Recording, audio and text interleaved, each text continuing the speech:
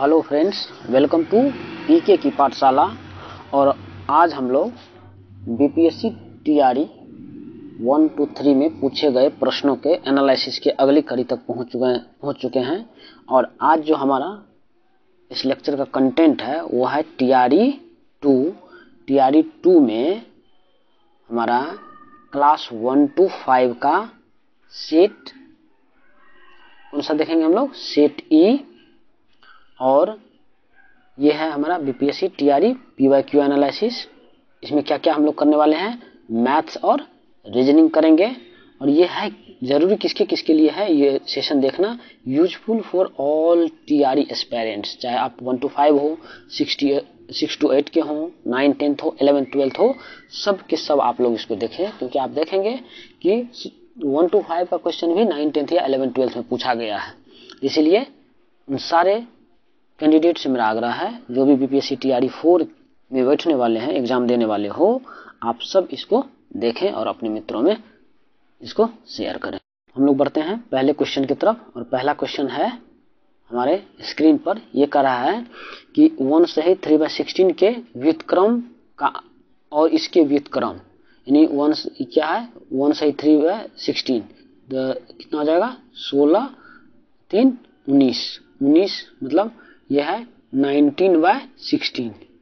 और इसका क्या कर रहा है ना, इतना और इसके व्युत्क्रम का अंतर, व्युत्क्रम कितना हो जाएगा, इसका व्युत्क्रम लिखिएगा तो 16/19 हो जाएगा। कितना है इसको कीजिएगा तो एलसीएम आएगा, कॉमन तो कुछ है नहीं इसमें, तो 16 × 19। ऊपर में क्या हो जाएगा, 19 का स्क्वायर, यहीं पर कैलकुलेशन भी सीखते जाना है, -16 का स्क्वायर हो गया। तो अब देखिए a² - b² का फॉर्मूला आपको याद है, a² - b² का फॉर्मूला क्या होता है, a + b × a - b। ठीक है, तो अब क्या करेंगे, a + b करिएगा तो कितना आ जाएगा, 9 × 6 = 15 यानी 35 का मल्टीपल कोई है, 35 का कुछ मल्टीपल आएगा, ये नहीं है, ये नहीं है, पूरा बनाना ही नहीं है, ये होगा 35 से 105 होता है, तो सी ऑप्शन। अगले ऑप्शन की तरफ हम लोग बढ़ेंगे। हो गया, आपने नीचे चेक ही नहीं किया, नीचे क्यों चेक करेंगे, इसका मल्टीप्लिकेशन तो मुझे पता ही है ना, आप लोगों को पता है 16 × 9 क्या होगा, 304। अगले प्रश्न की तरफ हम लोग बढ़ते हैं। अगला प्रश्न देखिए क्या कर रहा है, 2 नंबर में कह रहा है, ये देखिए बार बार पूछा जा रहा है। अगर हमने बताया है सेम बेस रहता है, मल्टीप्लाई किया, बेस सेम है, पावर मान लीजिए यहाँ पर n है, यहाँ पर m है, सेम बेस रहता है तो पावर क्या हो जाता है, a पर m + n या n + m लिखिए, ऐड होता है। जब बेस सेम हो, डिवाइड में हो, a की पावर n और b की पावर m, a की पावर m ही है, तो क्या लिखते हैं इसको, a की पावर n - m लिखते हैं। समझ में आनी मेरी बात। तो ध्यान देना है, जो बेस सेम है या अलग अलग है। बेस सेम रहता है तो हमारा क्या होता है, पावर ऐड हो जाता है मल्टीप्लिकेशन में, और बेस जब सेम रहता है, डिवीजन रहता है, तो पावर सब्ट्रैक्ट हो जाता है। क्लियर है यहाँ तक। अगले प्रश्न की तरफ हम लोग मूव करते हैं। इस प्रश्न को हम लोग देखें यहाँ पर देखिए क्या a/b = b/a है। अगर a/b रहता दोनों तरफ तो मैं पावर को इक्वेट, अगर इधर है कुछ मान लीजिए a की पावर n है, इधर बेस सेम है a की पावर m, दोनों तरफ इक्वल टू है, तो इसका मतलब n = m होगा। ऐसा टीआरई 1 में भी क्वेश्चन पूछा गया है, और टीआरई 1 के शिफ्ट 1 और 2 दोनों में ऐसा क्वेश्चन पूछा गया है। तो इसको क्या लिखेंगे, a/b की पावर क्या है, x - 1 = ये क्या है, इसको अगर a/b लिखिएगा तो क्या पावर का साइन चेंज हो जाता है, 3 - x हो जाएगा। ये समझ में आनी मेरी बात। क्या ये मैंने नहीं बताया है, ध्यान दीजिए, ये मैं बताया हूं आप लोगों को। क्या अगर कोई ऐसा है दिया हुआ है, क्या है, एक, हाँ पेंसिल ले लीजिए, हाँ a की पावर n है, इसको क्या लिखते हैं, 1/a की पावर -n। क्लियर है, ये क्या मैंने इसको उलट दिया। अब दोनों तरफ बेस सेम हो गया, बेस सेम हो गया तो पावर क्या होगा, बराबर, सो x - 1 = 3 और -x। अब x को एक तरफ कीजिएगा तो ये 2x = 4 हो जाएगा, और x = निकालिएगा तो x = 2 आएगा। तो सही आंसर होगा 2। सही आंसर है इसका 32 का ऑप्शन बी। क्लियर है, आगे बढ़े, अगले पे आइए। अगला क्वेश्चन कर रहा है, एक फल विक्रेता के पास कुछ सेब थे, वह 40% सेब बेचता है और उसके पास अभी भी 420 सेब है, यानी कि 40% बेच दे रहा, मतलब 60% है, टोटल x रहा होगा, तो 60/100 बराबर कितना है, 420। 60% इसके बराबर है, इसको इधर काटेगा तो कितना आ जाएगा, 7 6 7 जा तो 700, सो x = 700। तो कितना था ओरिजिनल मूल तक, उसके पास कितने सेब थे, तो 700। सही समझ में आ रही मेरी बात, क्लियर। अगले क्वेश्चन की तरफ मूव करते हैं। अगला क्वेश्चन कह रहा है एक भिन्न जिसका इतना से वही अनुपात है। एक भिन्न कह रहा है, एक भिन्न का किससे, इससे वही अनुपात है जो इतना का इतना से है। जो किसका, 3/11 का किससे है, 5/9 का। इसको सॉल्व कीजिए। जब इसको सॉल्व कीजिएगा तो क्या हो जाएगा, ये भिन्न है तो x बाय इतना तो ये होगा 27x बराबर, इसको कीजिएगा भिन्न तो ऊपर चला जाएगा 9, 5 नीचे चला जाएगा तो 27/55 आएगा। ये 11 5 जा 55, 27 से 27 cancel, so x equal to क्या आ गया 1/55। सो 1/55 कहाँ लिख रहा है, सी ऑप्शन में, तो ऑप्शन सी है 34 का आंसर सी है। क्लियर है, आगे चलिए। कह रहा है यदि साधारण ब्याज की वार्षिक दर 10% से बढ़कर 12.5%, मतलब ब्याज दर आपने कितना बढ़ा रखा है, 2.5%, 10 से 12.5 कर दिया है, तो एक आदमी की वार्षिक आय इतना बढ़ जाती है। तो उसका मूलधन क्या है, वार्षिक आय बढ़ गई, मतलब क्या, जो अगर दर इतना बढ़ जा रहा है 2.5%, तो इतना एक्स्ट्रा मिला, तो ये 2.5% नहीं इतना दे रहा है। समझ रहे मेरी बात को, तो मूलतः उसका वेतन क्या रहा होगा, तो 100% रहा होगा। 100% का 2.5% इतना हो रहा है, तो 100% कितना होगा, किसी चीज का 2.5% इतना है, यानी 2.5 इज इक्वल टू कितना, 1250। क्लियर है, सो इसको 100 कर लीजिएगा तो कितना हो जाएगा, इधर कर लेंगे 1250/25 इंटू 1000 कर दीजिए, सॉल्व कीजिएगा इसको तो 25 चौका 40 हो जाएगा, 40 से इसमें गुना कीजिए 00, 125 चौका कितना हो जाता है 500, तो 50,000 है, 50,000 आंसर बी। क्लियर है, आगे अगला प्रश्न देखिए। अगला प्रश्न कह रहा है एक वृत्त की परिधि एक वर्ग के परिधि के बराबर है। परिधि मतलब ये हमने वर्ग ले लिया, वर्ग का क्या होता है, चारों साइड बराबर होता है ए। परिधि मतलब चारों भुजाओं का सम, तो इसका परिधि क्या होता है 4a। कह रहा है एक वृत्त की परिधि क्या होती है, कोई अगर वृत्त मैंने लिया, इसका रेडियस अगर r लिया तो परिधि क्या होता है 2πr सरकमफ्रेंस, यानी लिख दिया मैंने 2πr, दोनों बराबर हो गया, तो उनके क्षेत्रफल का अनुपात क्या होगा। अब दोनों का क्षेत्रफल क्या होता है, इसका πr² होता है, इसका a² होता है, तो यहाँ से a का वैल्यू निकाल लीजिए इसमें πr के टर्म में, या किसी एक को दूसरे में कन्वर्ट कर लीजिए, यानी क्षेत्रफल का अनुपात क्या हो जाएगा a² बाय, पहले किसका दे रखा है, एक वर्ग एक वृत्त और उनके, तो वृत्त का पहले लिखेंगे क्षेत्रफल, तो क्या लिखेंगे πr² बाय आपको a², इसका निकालना है, मतलब r/a का रेशियो निकालना है, उसका स्क्वायर कर देंगे, यहाँ से r/a निकालिएगा तो क्या हो जाएगा 4/π होगा। यहाँ से अगर निकालेंगे r/a, अगला पेज लें, हाँ लीजिए, हमारा देखिए क्या आया था 4a इक्वल टू कितना आया था πr 2πr आया था, तो r/, हम क्या निकालना है, पहले वृत्त दे रखा था, तो r/a का रेशियो निकालिएगा, r/a इधर आ गया तो 4/2π यानी कितना हो जाएगा 2/π हो जाएगा r/a। आपको एरिया का रेशियो निकालना है, तो एरिया वृत्त का क्या होता है πr² बाय a², ये तो होता है, तो पाई इंटू इसको लिख सकते हैं r/a का होल स्क्वायर, लिख दिया, ये हो जाएगा पाई, r/a कितना आया आपको 2/π, ये कितना हो जाएगा 4/π², एक पाई से एक पाई कैंसिल, यानी कितना हो जाएगा 4/π, तो देखिए 4/π है कहीं 4/π, हाँ उसमें एक पाई से एक पाई कैंसिल ही हो गया ना, तो 4/π कहीं नहीं है, इसका मतलब क्या है ऊपर एक से अधिक 4/π कहीं नहीं दिया ना, इसका मतलब आंसर में देख लिया हमने, आंसर देखिए, आंसर में पाई में वैल्यू दिया ही नहीं है, तो पाई का क्या होता है 22/7 होता है पाई का, तो उसको वैल्यू रखिए ना, आ जाएगा, है कि नहीं, इसको लिखिए पाई का वैल्यू कितना आ जाएगा 22/7, और क्या आया था उधर हमारा जो निकाले थे, पीछे अगले पेज में चलिए, क्या आया था पाई बाय ये 4/π है, ध्यान दीजिए 4/π है, क्या है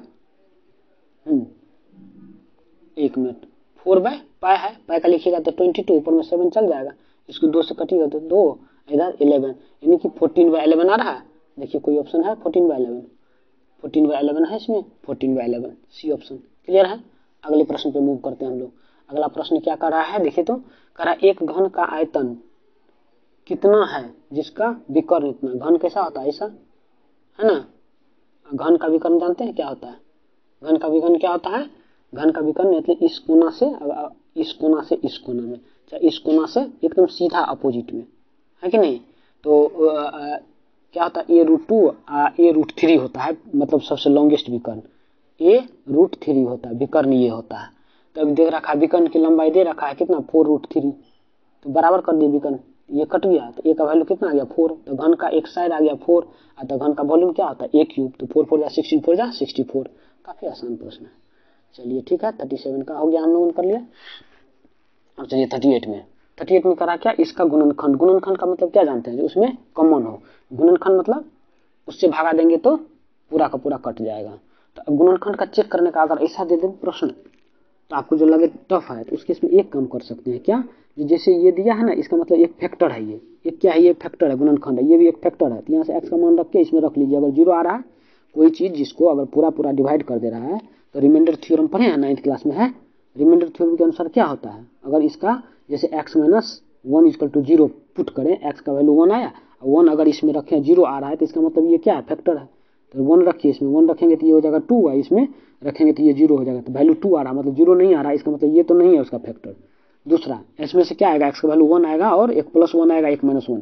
क्यों, कैसे, x² - 1 है, इसको आप लिख सकते हैं x + 1 × x - 1। यहाँ से x का वैल्यू क्या आ जाएगा, एक -1 आ जाएगा, एक +1। तो -1 पे तो नहीं होता, +1 पे तो नहीं होता, अभी हमने चेक किया। -1 पे, -1 की जगह तो -1 ये 0 हो जाएगा, -1 की जगह तो ये फिर 2 हो जाएगा। तो मैं इस पे भी नहीं हो रहा, तो ये भी नहीं है, ये 2 नहीं हो रहा, तो ये तो होगा ही नहीं। अब पहला में इमेजिनरी नंबर आ रहा था, ये होगा नहीं, इसका मतलब ये ऑप्शन होगा। समझ में आ रही मेरी बात। अगले प्रश्न पे चलिए। अगला प्रश्न कर रहा है, समीकरण इतना का मूल क्या है। मूल मतलब होता है रूट्स। रूट्स का मतलब अभी जो पिछला क्वेश्चन देखे, जैसे x², इसको मैं लिख सकता हूँ 2 का स्क्वायर, तो a² - b² आया, तो इसको क्या लिख सकते हैं, x + 2 × x - 2 लिख सकते हैं, बराबर 0। तो x का वैल्यू 2 आया, एक आया -2 और एक आया +2, तो ये -2 और +2 इसका 2 मूल होगा। तो -2 और +2 दोनों होगा, तो इसका मतलब आंसर हो जाएगा उपरोक्त में से एक से अधिक। 39 का आंसर होगा डी, एक से अधिक। क्लियर है, यहाँ तक समझ में आ रही मेरी बात। चलिए अगले प्रश्न की तरफ मूव करें। 40 में करा, यदि इतना बराबर इतना हो और x - y = 3 हो, तो x और y का मान निकालिए। या तो आप पुट करके देख लीजिए, नहीं तो सॉल्व कीजिए। सॉल्व कैसे करते हैं हम लोग, पहला इक्वेशन मान लिया 3x + y = 5। दूसरा इक्वेशन क्या है, x - y = 3। दोनों इक्वेशन को कट कीजिए, x का मान निकल जाएगा, ये कितना हो जाएगा 4x = 8, x बराबर क्या हो जाएगा 2, x का वैल्यू 2 इसमें है, तो खाली ये बच गया। ये दोनों, इसमें तो -2 है, तो ये दोनों होगा नहीं, ये दोनों नहीं होगा, तो ये भी नहीं होगा। अब ऊपर अब इसको 2 कर दीजिए, तो y का वैल्यू निकाल लीजिए। y का वैल्यू कितना हो जाएगा, x का वैल्यू अगर किसी इस इक्वेशन में 2 कर दिया पुट मैंने, तो 2 इधर जाके घट जाएगा, तो 1 बचेगा, -x y बराबर तो -1, तो -y बराबर 1, तो y बराबर -1, तो आंसर सही है ये ऑप्शन। क्लियर है। 41 को बनाइए, निम्न कौन सा एक प्राकृतिक संख्या का वर्ग नहीं हो सकता है। वर्ग में एक बात जो आपको ध्यान में रखने वाली बात है, वर्ग में 0 आता है, 1 आता है, 2 किसी के वर्ग में आता है, लास्ट में किसी भी नंबर का वर्ग निकालिएगा, लास्ट में 2 नहीं आता। क्या नहीं आता है, 2 नहीं आता है। 3 आता है किसी में, बताइए, 1 से 10 तक कीजिए ना, सबका यूनिट प्लेस फिर वही ना, 0 से लेकर 9 तक ही ना आएगा। 9 के में 1 आता है, 8 में 4 आता है ना, 7 में 9 आता है, 6 में 6 आता है, 5 में 5 आता है, 4 में 6 आता है, 2 में 4 आता है, 1 में 1 आता है, 0 में 0 आता है। तो जो नहीं आता वो देख लीजिए। तो 2 और 7 तो कभी आने वाला नहीं है, 3 कभी आने वाला नहीं है, तो जो भी इसमें यूनिट में 1 और 5 तो आता है, ये यूनिट प्लेस नहीं आता, तो टिक कीजिए, निकल जाइए, है कि नहीं। ये आता ही नहीं, तो ये तो फिक्स हो गया ना, इसका नहीं हो सकता किसी का वर्ग। आगे बढ़े, अगले में कह रहा है इतना बराबर इतना है, तो इसका मान निकालिए। अब एक आप जो है सो थियरी पढ़े होंगे किसमें, 9th क्लास में, जब कोई चीज a/b दिया रहता है, इससे अगर a minus b minus a या b प्लस a निकालना हो, तो एक थियरी का नाम सुने होंगे, उसको बोलते हैं कंपोनेंडो एंड डिविडेंडो। क्या, componendo and dividendo. Componendo and dividendo में क्या करते हैं, हर में से एक बार जो नीचे में डिनोमिनेटर रहता है, उसमें से न्यूमरेटर को घटा के न्यूमरेटर बनाते हैं, और जोड़ के डिनोमिनेटर बना देते हैं। तो यानी कि हमको आना चाहिए क्या, किसी तरह से x/y निकालना है, तब ना। यानी अगर x/y है, तो ऊपर में क्या लिखते हैं, हमारा ऊपर में लिखते हैं y minus x/y plus x। Clear है। हमारा कंपोनेंडो एंड डिविडेंडो हम लोग देख रहे थे, जो कंपोनेंडो एंड डिविडेंडो क्या होता है, कंपोनेंडो एंड डिविडेंडो डिविडेंडो क्या होता है, कोई चीज अगर आपको दिया है x बाय वाई है ना, तो इसको कंपोनेंडो डिविडेंडो लगाइएगा तो इसके बराबर ही होता है, उसको बोलते हैं ऊपर वाले दोनों को ऐड करिए x plus y by x minus y. अगर ये y बाय एक्स है तो इसका मतलब y plus x by y minus x, ठीक है। यानी कि हमारा जो सवाल है y माइनस एक्स मतलब कंपोनेंडो डिविडेंडो लगाने के बाद रिवर्स करना है, ये बात दिख रहा है। कंपोनेंडो डिविडेंडो यानी अगर कोई चीज a बाय बी दिया हुआ है, a plus b by a minus b निकालना है तो हम लोग कंपोनेंडो एंड डिविडेंडो लगाएंगे। क्या लिखेंगे, a plus b by a minus b लिख सकते हैं, इसको कोई दिक्कत नहीं होती है। क्लियर है यहाँ तक, है ना। तो हमारा इस पेज को पहले एक बार क्लियर कर लेते हैं, उसके बाद लेते हैं फिर से, यहाँ तक देख लीजिए। क्लियर है। अब इस सवाल को देखते हैं। हमको जो बनाना है पहले y में से x घटा हुआ है, यानी कि हमको चाहिए किसी तरह से y बाय x, तभी तो y में से माइनस कर पाएंगे। तो y बाय x अगर निकालिएगा तो ये क्या हो जाएगा, y by x equal to हम लोग क्या लिख सकते हैं बताइए। y को रखेंगे, x इधर आ जाएगा तो क्या लिखेंगे 1.5 बाय 0.04 लिखेंगे। तो बराबर कीजिएगा तो 1.5 डेसिमल हटाइएगा तो क्या हो जाएगा, ये 150 बाय 4 हो जाएगा कि नहीं। अब अगर कंपोनेंडो एंड डिविडेंडो लगाएं तो क्या लिखेंगे, y plus x by y minus x लिखेंगे कि नहीं बताइए।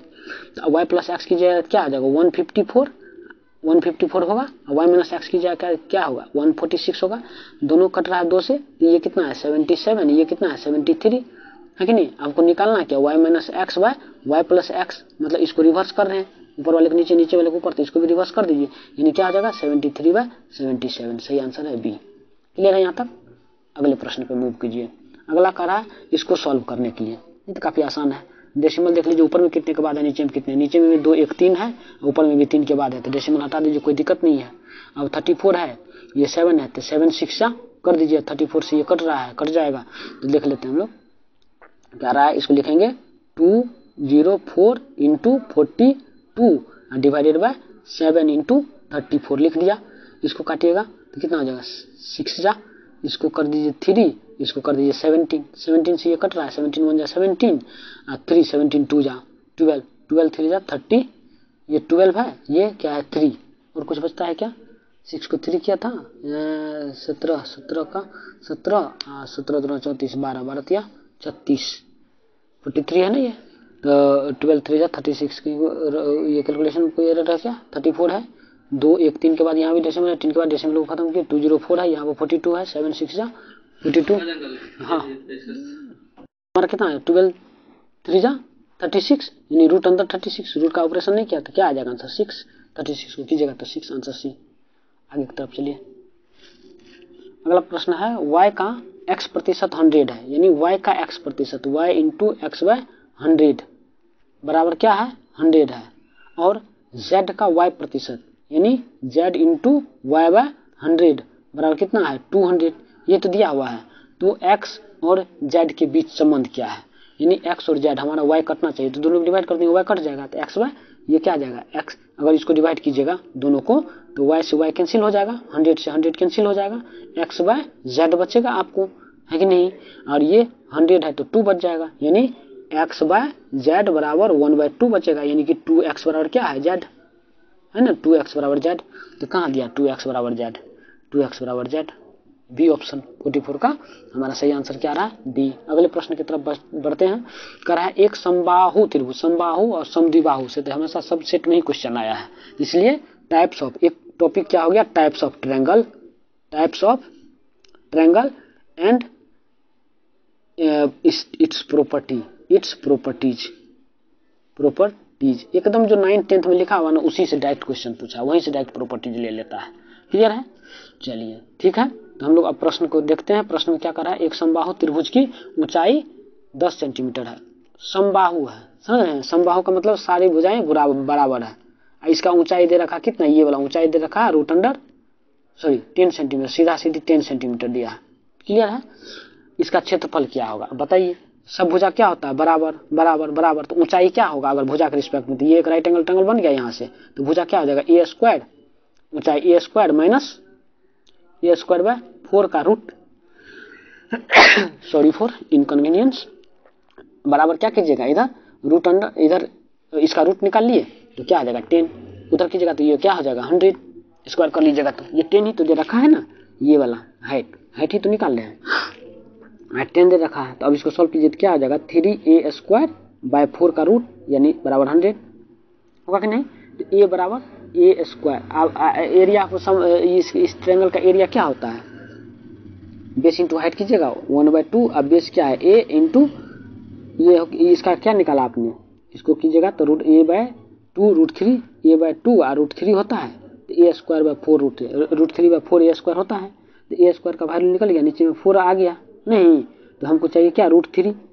समझ रहे हैं मेरी बात को, क्या करना चाह रहे हैं हम, इतना तो हमको निकालना, ये तो चाहिए ही एरिया में, ये वाला तो चाहिए, इसमें √3 से हमको मल्टीप्लाई कर दें। देखिए एरिया में यही तो आता है फार्मूला आपको आना चाहिए।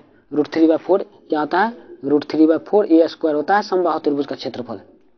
क्लियर। तो अब √3 a²/4 तो पता ही है, तो हम फिर से क्यों निकालेंगे, इसको हटा के इधर कर लीजिए 3, तो ये बच गया। अब क्या चाहिए, दोनों तरफ √3 से मल्टीप्लाई कर दीजिए, √3 से मल्टीप्लाई कर दिएगा तो ये तो एरिया का आ गया फार्मूला। तो ये √3 से इधर काटिएगा तो √3 टाइम्स 3 होता है, तो 100/√3। समझ में आ रही बात, कैलकुलेशन को थोड़ा फास्ट कीजिए, नहीं समझे।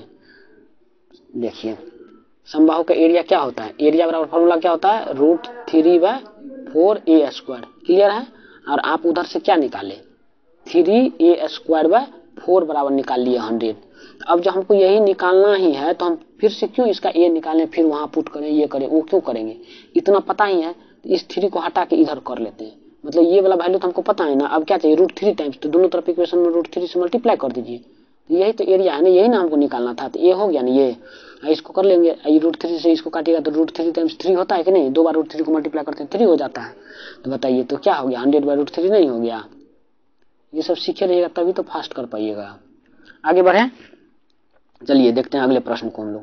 अगला प्रश्न क्या कर रहा है, निम्नलिखित में से कौन सा एक पद है। अब एक पद होता है, द्विपद होता है, बहुपद होता है। तो जब प्लस या माइनस से सेपरेटेड हो उसी को पद में काउंट करते हैं, ऐसा नहीं मल्टीप्लाई में हो, जैसे 2x है इंटू x प्लस मान लीजिए 3 दे दिया, तो ये इसमें कितना, ऐसा नहीं 1 2 3 ऐसा नहीं काउंट करना है, या पूरे को एक पद नहीं करना है। इसको मल्टीप्लाई कीजिएगा तो प्लस के साथ एक बार, इसको एक बार इधर से मल्टीप्लाई करिएगा तो एक बार, यानी 2 पद है। इसमें देखिए एक पद कौन है, इसमें एक पद है, इसमें 2 पद है, इसमें 3 पद है। तो इस तरह से कौन सा आंसर हो जाएगा, ऑप्शन ए। 46 का सही आंसर क्या है, ए। क्लियर है, समझ में आ रही बात। अगले प्रश्न के बाद बस चलते हैं हम लोग। करा के नीचे दिए, अब आगे हम लोग रीजनिंग पे। रीजनिंग में करा नीचे दिए शब्दों को एक सार्थक क्रम में व्यवस्थित कीजिए। करा है दंड। दंड कब मिलता है, जब कोई अपराध करता है ना, लेकिन ठीक है। दंड है, अगला है पुलिस है, अपराध है, न्याय है, निर्णय है। न्यायालय तो बाद में जाएगा, सबसे पहले कोई क्या करेगा, अपराध करेगा, तो 3 नंबर से शुरू होना चाहिए। ये गया काम लेने, काम से खत्म, बी ऑप्शन 3 से शुरू होना चाहिए। क्लियर है। अब जब कोई अपराध करता है तो अपराध करते ही कौन पहुंच जाती है, पुलिस। अपराध ठीक है, पुलिस। तो हमारा चाहिए 3 के बाद 2, तो ये भी खत्म, 3 के बाद 2, एक ही ठो में है। अब सबको सही कर लिए। पुलिस आई, पुलिस आएगी तो क्या करेगी, न्यायालय ले जाएगी, है ना। न्यायालय में क्या होगा, निर्णय सुनाएगा, निर्णय सुनाने के बाद क्या होगा, दंड मिलेगा। तो सही है ये सी ऑप्शन, तो करेक्ट आंसर है सी 5 नंबर। अगले प्रश्न पे चलिए 6 नंबर में। कह कंपेटेबिलिटी के अक्षर को निम्नलिखित से कौन सा एक शब्द नहीं बनाया जा सकता है। ध्यान से पढ़िए, इसको टिक कीजिए, कोई दिक्कत ही नहीं है। 36 है ना, 136। तो इसमें तो आंख से देखने की चीज है और कुछ है नहीं।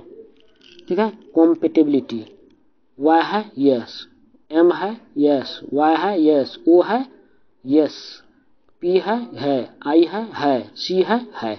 इसमें तो सब आ रहा है। इम्प्लीसिट, आई है, एम है, ठीक है, पी है, एल है, आई है, सी है, आई है, टी है, ये भी है, कोई दिक्कत नहीं है। इसमें भी है, इसमें टी है, आई है, टी है, एल है, ई है। ई कहीं दिख रहा है क्या, नहीं, ई नहीं दिख रहा, तो ये नहीं है, तो ऑप्शन सी होगा सही। सही आंसर सी। क्लियर है। ये सब है तो ये नहीं होगा, ये सब है तो ये नहीं होगा, ये है तो इसका मतलब option C. Correct answer is option C. अगले प्रश्न पे चलते हैं। हाँ, ये हो गया हमारा। अगले प्रश्न पे आए। अगला प्रश्न क्या कर रहा है, रमेश मोहित से लंबा है। रमेश ऐसे लिखा कीजिए, मोहित से लंबा है, MOHI, मोहित लिख दिया। लंबा है तो ऊपर में लिखिए, जिसका बात कर रहा छोटा है उसको नीचे लिखिए। परंतु राजीव जितना लंबा नहीं। रमेश के बारे में कह रहा है ना, रमेश मोहित से लंबा है लेकिन राजीव जितना लंबा नहीं, यानी कि राजीव रमेश से भी लंबा है। राजीव उसके ऊपर थोड़ा सा लिख दिए। अब कह रहा कमलेश श्याम से लंबा है। कमलेश नया आदमी है, श्याम से लंबा है, परंतु मोहित जितना लंबा नहीं, यानी मोहित से छोटा है कौन, कमलेश। कमलेश लिख देते हैं यहाँ पर, लिख दिए। करा कि ये श्याम से लंबा है, तो श्याम क्या होगा नीचे, और लोग है नहीं, तो इसमें सबसे लंबा कौन है, तो राजीव निकल गया, सही आदमी राजीव, ये ऑप्शन। अगले प्रश्न को मूव करें। अगला प्रश्न क्या कर रहा है, यदि एक निश्चित कूट में TEA क्या है, TEA को 33 लिखा गया है और EAT को कितना लिखा गया है 67, तो कह रहा है ATE को क्या लिखा जाएगा। अरे भाई TEA को, T का वैल्यू कितना होता है 20, इसका कितना होता है 5, इसका कितना होता है 1, जोड़े तो 25 + 1 6 नहीं होता है, 26 नहीं आता है, 87 81 से घटाएंगे अगर तो वो भी नहीं आ रहा है, स्क्वायर करके ऐड करके नहीं दिख रहा है, कुछ नहीं दिख रहा है, 33 है। 20 में हमको जोड़ने से क्या मिल रहा है, 20 में 13, ये 20 है, 20 में 13 जोड़ने से मिल रहा है। 13 कैसे आ सकता है, इसको 10 कर देंगे, इसको 3 कर देंगे, 13 हो सकता है। इसका मतलब क्या हो सकता है, इसमें 1, इसमें 2, इसमें 3 से मल्टीप्लाई कर दिया रहा। 20 में 1 से मल्टीप्लाई करेंगे, देख रहे हैं कैसे सोचा जाता है, मैं बोल रहा हूँ। 20 में 1 से मल्टीप्लाई करेंगे तो 20, 5 में 2 से मल्टीप्लाई करेगा तो 10, तो 20 + 10 30, ए में 3 से मल्टीप्लाई किया 33, यहाँ तक तो आ गया। इसको चेक कर लेते क्या सही है, इसमें इसका वैल्यू कितना है 5, इसका वैल्यू कितना है 1, इसका वैल्यू कितना है 20। अच्छा, इसमें 1 से मल्टीप्लाई करेंगे तो 5 हो जाएगा, इसमें 2 से तो 2 हो जाएगा, 5 2 7 7 तो आ रहा है, और 20 में 3 से 60, ओहो सही है। यही मतलब जो फर्स्ट पोजीशन पे उसमें 1 से मल्टीप्लाई, सेकंड पोजीशन पे 2 से, और उसमें बाद वाले पे 3 पे 1 है, तो ये 1 हो जाएगा। टी का 20 होता है, इसमें 2 से करिएगा, नहीं हमको मांग रहा है किसका आंसर, ये टी ना, इसमें 2 से मल्टीप्लाई कीजिएगा तो कितना हो जाएगा 22 जा 40, इसमें 3 से मल्टीप्लाई कीजिएगा तो कितना हो जाएगा 15, तो 15 + 40 55 + 1 56, सी ऑप्शन। क्लियर है। 138 139 में जिस प्रकार कांच संबंधित है बालू से, उसी प्रकार किस कागज संबंधित है। कांच बालू से बनता है, कागज लकड़ी होना चाहिए।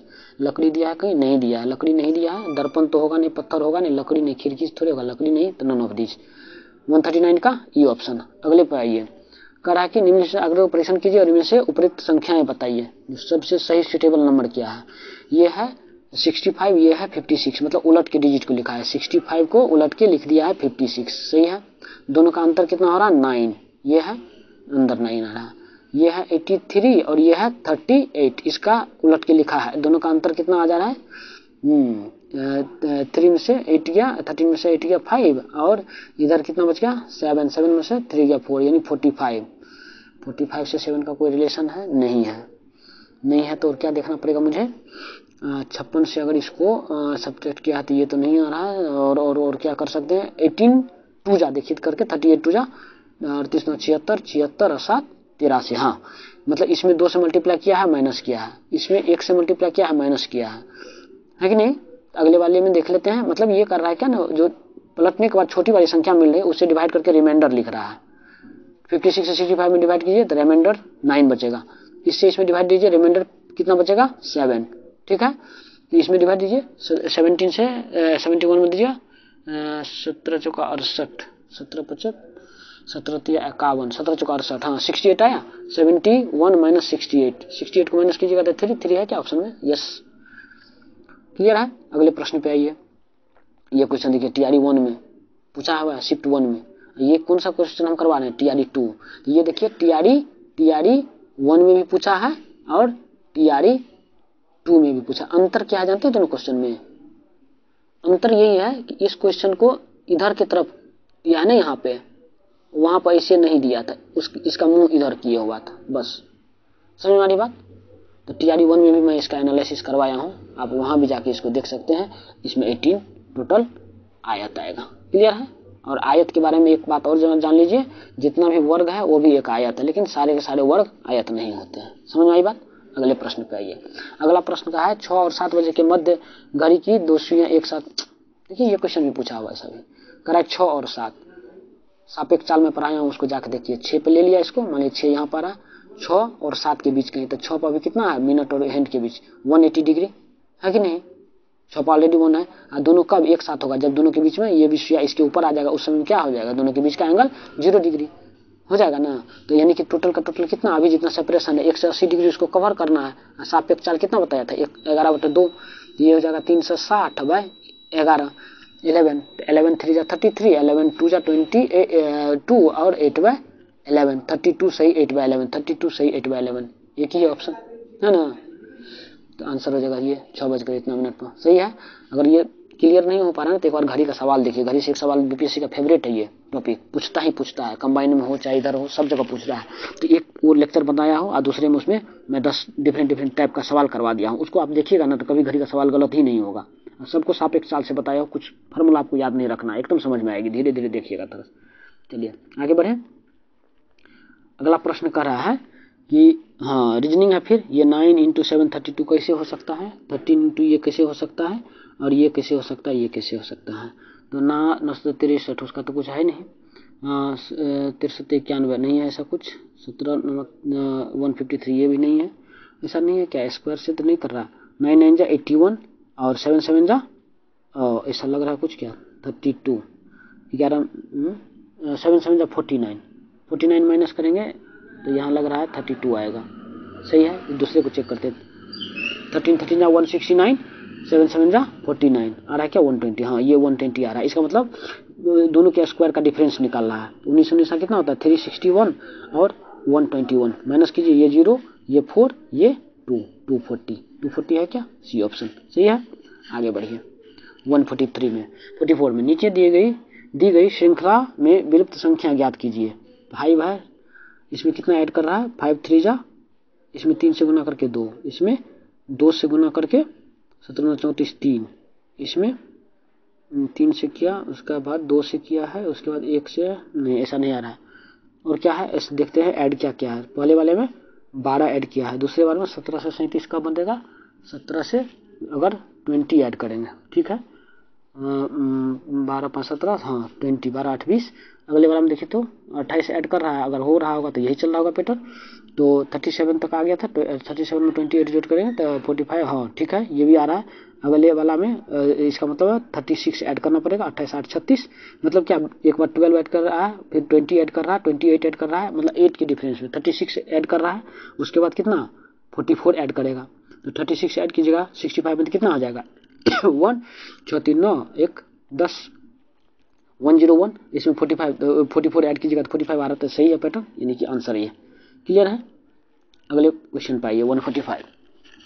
वह शब्द चुनिए जो समूह के अन्य शब्दों से कम मेल खाता हो, एकदम कम से कम।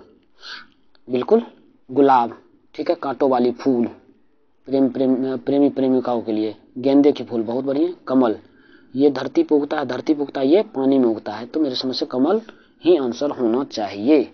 आप भी सोच पा रहे होंगे कमल क्यों होगा, बिल्कुल तो सी ऑप्शन।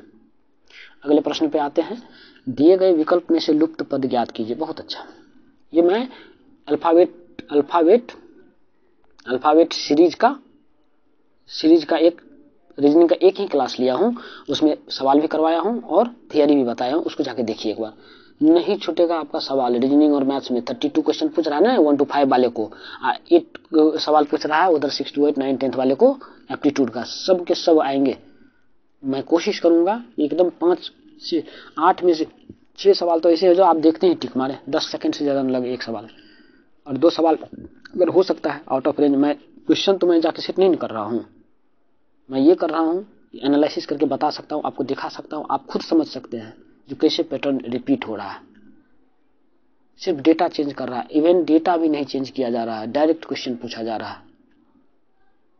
ठीक है, इसको देखिए ए जेड है, ए का उल्टा जेड होता है बिल्कुल, जी का उल्टा टी होता है, एम का उल्टा एन होता है, बहुत वाई का उल्टा बी होता है, मतलब रिवर्स में लिख रहा है। अब बात आती है यहाँ पर आएगा कौन कौन नंबर, एक दूसरे का उल्टा होना चाहिए, सबसे पहली बात ये चेक है। आप उतना भी चेक करके निकल सकते हैं, है ना। R S T, T S तो होने वाला नहीं है। के एफ, के का कितना होता है वैल्यू, जे के 11, एफ का वैल्यू कितना होता है ई एफ 6, ये भी नहीं आने वाला, अपोजिट नहीं है, ये भी अपोजिट नहीं है। एस कितना होता है एस टी 19, एच कितना होता है 8, 9 8 17 27 है, ये यही सिर्फ है अपोजिट है एक, ये दोनों तो है, तो ये चला गया। अब ये भी होगा कि नहीं, इसको चेक कैसे करेंगे हम लोग, तो ए के बाद जी लिया है, ए ध्यान दीजिए B C D E F G, ये है पहला, जी कितना है, जी कितना है ई, ये है 5 6 7, एक के बाद 7 लिया है, ठीक है 1 वाला ए, उसके बाद 7वां लिया है, एम कितना होता है 13, मतलब 1 6 7 7 6 13 13 6 19 लेगा पहला। 19 किसका होता है? एस का। सही है, क्लियर। अगले प्रश्न पे हम लोग आते हैं। 47 में क्या कर रहा है? यदि किसी निश्चित भाषा में रिमोट को क्या लिखा है? मैं बोला था ऐसे ही लिखा कीजिए अरेंज करके, थोड़ा REMOTE रिमोट। आर लिखा है, वो ई लिखा है, और क्या लिखा है? OT। OT मतलब ये दो इधर आ गया है, EM इधर आया है, ओ EM इधर आ गया। बहुत अच्छा, ऐसे ही इसको कर लेंगे हम लोग। क्या है? S और Y सीधा लिख दिया। इधर WL है तो WL इधर ले आया, इधर का LO है तो LO को उधर ले आया, तो क्या हो गया? SWLLOY। SWLLOY B option. कितना आसान है पकड़ना। ठीक है, आते हैं हम लोग 48 पे। फिर यदि आप एक प्रबंधक हैं तो आपको कोई कर्मचारी ठीक से काम नहीं कर रहा है तो आप प्रबंधक के रूप में क्या करेंगे? वाह, क्या करिएगा? सोचिए। आप प्रबंधक है, आप मान लीजिए 8 साल या 4 साल जो भी क्राइटेरिया है बीपीएससी का, उसके बाद HM बन गए, आप तो स्कूल के मैनेजर होंगे। अगर आपका कोई कर्मचारी या कोई आपका सहपाठी या अध्यापक जो है सो सही से नहीं कार्य कर रहा था, आप क्या एक्शन लेंगे? है ना, कुछ ना कुछ एक्शन लेंगे। उसे सुधारने के लिए 2 सप्ताह का समय देंगे। कह रहा है उसे निकाल देंगे। निकालने का तो नहीं है ना, निकालना नहीं चाहिए किसी को जल्दी। ठीक है, उससे बात करेंगे। हाँ, क्यों नहीं कर पा रहे हैं उसको सबसे जरूरी होती है कि कोई काम नहीं कर रहा है तो एक बार उसे नेगोशिएट करें। सबसे बेहतरीन तरीका होता है नेगोशिएट करें, उनकी समस्या को जाने और कोशिश करें कि अपने स्तर से समस्या को सुलझाया जाए, समझाइए बुझाइए। तो ये सही आंसर है 48 का। ठीक है, अगले प्रश्न पे मूव करते हैं। 49 की तरफ जाते हैं। 49 में कहता है 60 विद्यार्थी की कक्षा जहाँ लड़कियां लड़कों के दुगुनी है। लड़कियां लड़कों की दुगुनी है नहीं, तो लड़कियां दुगुनी। लड़के को मैं लिख रहा हूं इधर x, लड़कियां 2x हो जाएगी। बिल्कुल। ए शीर्ष से 17वें स्थान पर, शीर्ष यहाँ पर है, ये ए है कोई, यहाँ पर 17th स्थान पर है। ठीक है, तो टोटल 60 है, तो इसका मतलब लड़के हो जाएंगे 20 और लड़कियां हो जाएगी 40। ये बात क्लियर है। 3x बराबर 60, so x बराबर 20 और 2x बराबर 40। ए का 17th पोजीशन है। ठीक है, ए से आगे 9 लड़कियां हैं, 9 गर्ल्स है, 9 गर्ल्स इसके आगे हो गया। अब 2 कंडीशन होता है, ए का जेंडर मुझे पता नहीं, ये लड़की हो सकती है या लड़का हो सकता है। अगर लड़की हो गई तो ए के आगे 9, एक ये 10, तो इधर लड़कियां कितनी हो जाएगी? 40 में से 10 गया तो 30। लड़के कितने हो जाएंगे? 17 से आगे है ना। अब कर रहा है ए से आगे 9 लड़कियां हैं, तो उसके 9 लड़कियां हैं ए से, मतलब 16 लोग हैं 17 के ए के आगे, तो इसका मतलब 7 लड़के हैं। लड़के को ऊपर में लिख रहा हूं मैं, यहाँ पर 30 आया है ना, 9 गर्ल्स इधर, 30 गर्ल्स इधर। अगर ये गर्ल्स है तो, अगर ये गर्ल्स नहीं हो, बॉयज हो, तो 9 इधर, तो इधर कितना आ जाएगा? 40 है तो 31। बात समझ में आ रही बात? अगर ये बॉय हो, 7 इधर आ गया, तो इधर कितना आ जाएगा? ये अगर लड़का लड़की होती तो इधर आ जाता 13, अगर लड़की नहीं होती तो इधर आ जाता 12, क्योंकि एक लड़का तो ये खुद हो जाएगा ना, इसके पीछे हमको मांगना ना, तो 12। तो या तो आंसर होगा 12 या तो आंसर होगा 13। तो एक भी आंसर दे रखा, अच्छा 12 दे रखा था, 12 को टिक कीजिए, लेकिन 13 की भी संभावना है, क्योंकि ए का जेंडर नहीं बताया गया है। ये लड़की है कि लड़का? अगर वो लड़की होती है तो प्रभावित करेगा जो कितना संख्या है, या लड़का है तो भी प्रभावित करेगा जो कितना संख्या है। ठीक है, टेक्निकली तो दोनों आंसर सही होना चाहिए। अगर दोनों ऑप्शन होता तो एक से अधिक हो जाता, क्योंकि ए का जेंडर आपको पता नहीं है, उसमें भी दोनों नहीं होता है, ए अथवा बी, मतलब 13 अथवा 12, इसमें से कुछ भी हो सकता है। तो एक दे रखा तो आप टिक करके निकल सकते हैं, कोई दिक्कत नहीं है। अगले प्रश्न पे चले। ठीक है, अन्य 2 से भिन्न है। NH6, वेरी गुड, NH6 लिखा है, FL18 लिखा है और XQ7 लिखा है, वेरी गुड। अब देखिए N क्या होता है? MN ये होता है 14 नहीं, ये होता है HEFGH ये होता है 8, तो 14 में से 8 गया 6, बहुत अच्छे। F कितना होता है? F6 होता है। L कितना होता है? JKL ये 12 होता है, 12 6 18, यहाँ ऐड कर दिया, वाह। यहाँ पर 8 4 22 नहीं, ठीक है। इधर XYZ, Y हो गया 25, Z हो गया 26, X हो गया 25, नहीं ये हो गया 24, और PQ, P होता है 15, इजोती, JO होता है 15, P होता है 16, Q होता है 17, तो 24 और 17 31, ऐसा कुछ दिख नहीं रहा है, कोई पैटर्न तो फॉलो नहीं कर रहा है। 17 7 24 और डिफरेंस करते हैं तो इसमें 7 होगा, मतलब ऐड या इस दोनों का डिफरेंस है, इस यहाँ पे इसका ऐड करने से मिल रहा है, तो यही होगा। और क्लियर है। तो इस तरह से हम लोगों ने सारा एनालिसिस देख लिया है। ये है TRE 2 BPSC TRE 2 class 1 to 5 set ए का मैंने 32 क्वेश्चन अभी डिस्कस किया है। इसको आप लोग देखिए और पैटर्न को ट्रैक करने की कोशिश कीजिए। Thank you for watching. और हाँ, अगर रीजनिंग में दिक्कत आ रही है तो मेरा एक रीजनिंग का प्ले लिस्ट बना हुआ है, उसमें मात्र 2 चैप्टर और पढ़ाना बाकी है। जितना BPSC TRE में पूछा जाता है वो 2 चैप्टर भी मैं आनंद बराबर में 1-2 चैप्टर पढ़ाना है। मैं 2 से 3 चैप्टर और पढ़ाऊंगा, तो जितना भी BPSC TRE में रीजनिंग पूछा जाएगा मुझे लग रहा है जो वहां से सारे के सारे रीजनिंग आप बना पाएंगे। तो इसलिए उसको मतलब ज्यादा लेक्चर है नहीं, 7 से 8 लेक्चर है, आप उसको देखिए निश्चित तौर पर। और मैथ्स के लिए भी मैं एक प्ले लिस्ट बना दे रहा हूँ। 8-10 चैप्टर से ही क्वेश्चन रिपीट हो रहा है, तो उस 8-10 चैप्टर को मैं अच्छे ढंग से करवा दूंगा। तो इस दोनों को आप लोग देखिए, अपने मित्रों में शेयर कीजिए और प्रीवियस ईयर तो बिल्कुल एनालिसिस करके जाइए, है कि नहीं।